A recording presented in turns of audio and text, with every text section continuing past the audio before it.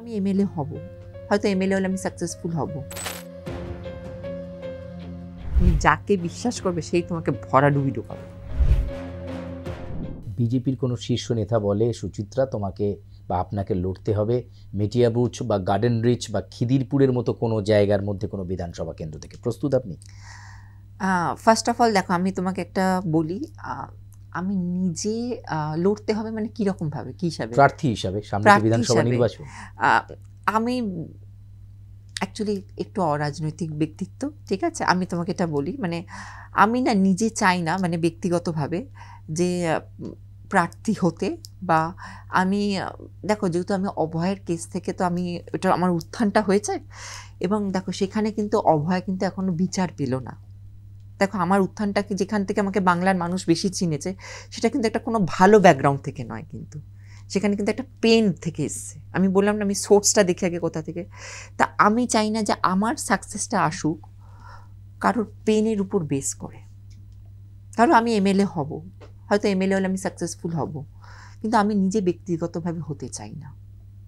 কেন? কাজ করার অত সুযোগ পাবেন? কাজ করার সুযোগ না, আমি কি বলতে চাইছি যে এটা তো একটা সাকসেস আসবে না। আমি ধরো এমএলএ হলাম বা এমপি হলাম, যাই হই না কেন, সেটা তো একটা, বাট আমার সাকসেসটা কার উপর বেস করে আসছে? যে মেয়েটা অত কষ্ট করে মরে গেছে তার প্রতিবাদ করতে এসে আমার সাকসেস আসবে, সেটা আমি নিজে ব্যক্তিগতভাবে চাই না। এটা আমার ব্যক্তিগত। এবার আমি জানি না কোন উপরওয়ালা কি দিকে রেখেছে। দেখো সেটা তো আমাদের হাতে সবসময় আমাদের চাওয়া অনুযায়ী তো হয় না, উপরওয়ালার প্ল্যান সবসময় আলাদা হয়। কিন্তু আমি সেটা ব্যক্তিগতভাবে চাই না যে আমার সাকসেসটা। তুমি যদি এখন বলো সুচিত্রা, অ্যাকচুয়ালি আমি নিজেই সত্যি কথা বলতে গেলে আমি একটু আমি সেটেল হতে চাই এই মোমেন্টে, ভালো বিয়ে করে আমি সেটেল হতে চাই, আমি অ্যাব্রডে সেটেল হতে চাই, বা আমি দেখি এতে আমি সেরকম ভালো চেষ্টা করছি যে মানে আমি অন্য জায়গায় সেটেল হতে চাই। কিন্তু আমি মানে এই রকম একটা যে মেয়েটা অত কষ্ট করে মরেছে তার আমি প্রতিবাদ করতে হয়, ঠিক আছে, পাবলিক আমাকে নিয়েছে, আমার কথাগুলো সেই সময় নিয়েছে, প্রতিবাদটা নিয়েছে, সেটা ঠিক আছে, up to this is okay, but আমি ওটা নিজের পার্সোনাল বেনিফিট হিসাবে আমি করতে চাই না। আমরা সুচিত্রাদির সাথে কথা বলছি, এবার একটু অন্য প্রশ্নে যাই। মানুষের জীবনের নানা দিক নিয়ে আপনি বর্ণনা করছিলেন, বিবাহের কথা বলছিলেন, নতুন সম্পর্কের কথা হচ্ছিল, এমনকি খাদ্যাভ্যাস নিয়েও আপনি একটা আপনার মতামত দিলেন। এবার যেটা জানতে চাইব আপনার কাছে, জীবনের এমন কোনো দুঃখজনক অধ্যায় যেটা আপনি আর মানে মনে রাখতে চান না, ভুলে যেতে চান। প্রত্যেকটা মানুষের জীবনেই এরকম পরিস্থিতি আসে। আপনার জীবনে কি এমন দুঃখজনক অধ্যায় রয়েছে? যদি একটু দর্শকদের সাথে শেয়ার করেন। দেখো, দুঃখজনক অধ্যায় সবারই থাকে, লাইফের পেইন সবারই থাকে। আর তুমি যেটা বলে দুঃখজনক অধ্যায় তুমি ভুলতে চাও, আমার মনে না আমার এই দুটো অধ্যায় আমি কখনো ভুলতে পারবো বলে। এটা দেখো আমরা চেষ্টা করলেও এটা হয় না, কারণ হচ্ছে যখন আমি আমার মাকে প্রথম চিতায় তুলি, ঠিক আছে, সেটা একটা সব থেকে পেইনফুল মানে ইনসিডেন্ট। আর মাকে পোড়াতে যাচ্ছি, আর ঠিক তার 1 বছর পরে আমি যাকে ভালোবাসতাম সেই মানুষটাকেও পোড়াতে গেছি। সুতরাং এই দুজনকে একসাথে যখন পরপর চিতাতে পোড়ালাম, আমার মনে হয় না এর থেকে বড় দুঃখ আর এটা কখনো আমি জীবনে ভুলতে পারবো বলে এটা হয় না। কারণ মায়ের সাথে তো একটা নারীর টান ছিল, আর তার সাথে আমার একটা স্ট্রং বন্ডিং ছিল। সুতরাং এই দুটো আমি কোথাও একটা, এই পেন দুটো আমাকে সারা জীবনই কোথাও একটা আমাকে নিয়ে চলতে হবে। মানে বিস্মৃতি হলেও সেটা এটাকে আমি দেখো হয়তো অনেক কিছু আসবে, কিছুটা ফেড হবে, কিন্তু বাট ভুলে কখনোই যেতে পারবো না। মাকে কখনো ভোলা যায়? মাকে কখনোই ভোলা যাবে না। আবার যে বয়ফ্রেন্ড ছিল তাকেও কখনো ভুলতে পারবো না, তার সাথে ভালোবেসেছি এত বছর, ঠিক আছে, 4 বছর তার সাথে একসাথে অলমোস্ট লিভিং টাইপের করেছি।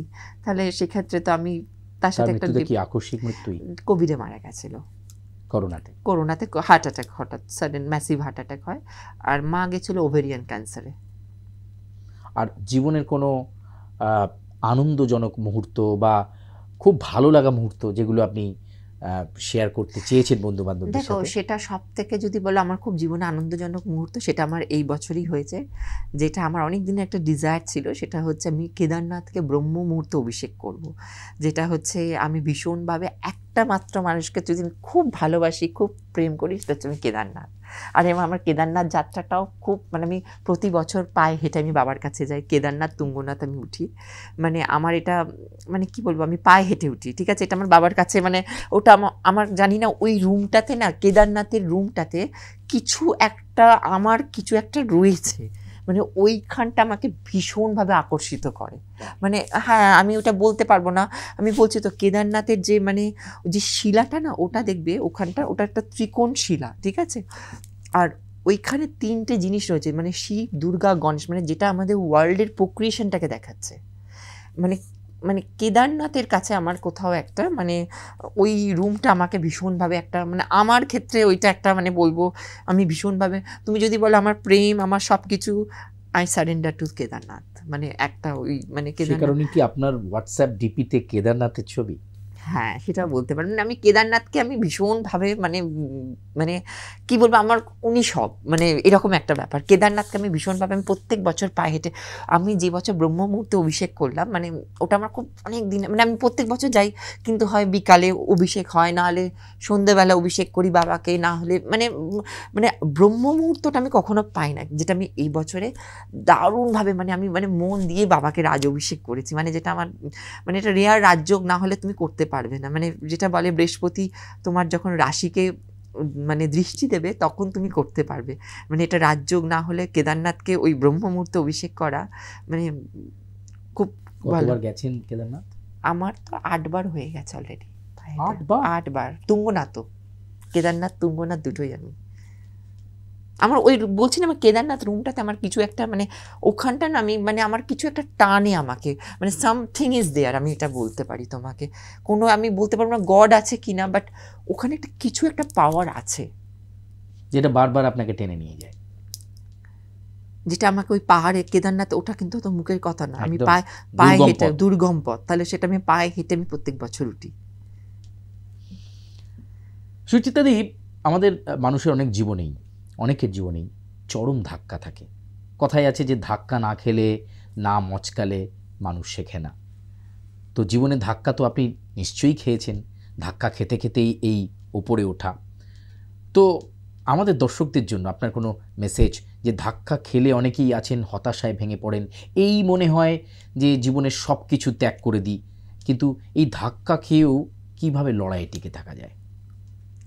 দেখো, ধাক্কাটা তো সবাইকে খেতে হবে। একটা দেখো, যখন ধরো তুমি একটা রোড থাকে, রোডের উপর ধরো তুমি, তোমাকে দুরকম জিনিস বুঝতে হবে। একটা জিনিস সেটা হচ্ছে আমরা দুরকম গাড়িতে ট্রাভেল করি।